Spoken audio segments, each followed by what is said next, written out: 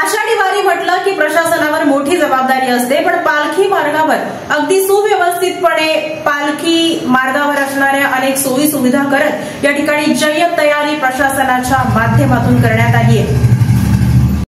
आषाढी यात्रेसाठी संतांच्या पालख्यांचे प्रस्थान झाले असून पालखी मार्गावर वारकऱ्यांच्या स्वागतासाठी जय्यत तयारी सुरू झाली आहे।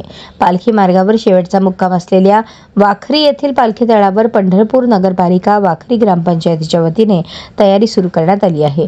संत ज्ञानेश्वर महाराज पालखी चौथऱ्याचे नूतनीकरण करण्याचे काम सुरू आहे, तर संत तुकाराम महाराज मेघडंबरीचे रंगकाम करण्यात येत आहे। वाखरी येथील पालखी तळावर 4 जुलै रोजी संत ज्ञानेश्वर महाराज, संत तुकाराम महाराज, संत सोपान काका, संत निवृत्तीनाथ यांच्यासह मानाच्या सर्व 10 पालख्या आणि इतर असंख्य पालखी सोहळे मुक्कामी असणार आहेत। पालखी तळावरील संत ज्ञानेश्वर महाराज यांच्या पालखी चौथऱ्याचे नूतनीकरण करण्यात येत आहे।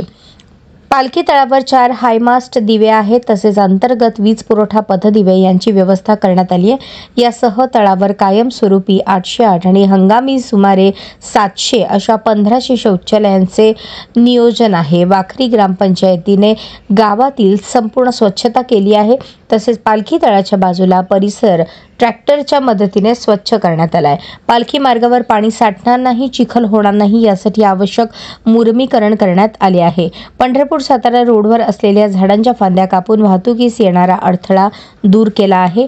पिण्याच्या पाण्याचे नियोजन करण्यात येत आहे।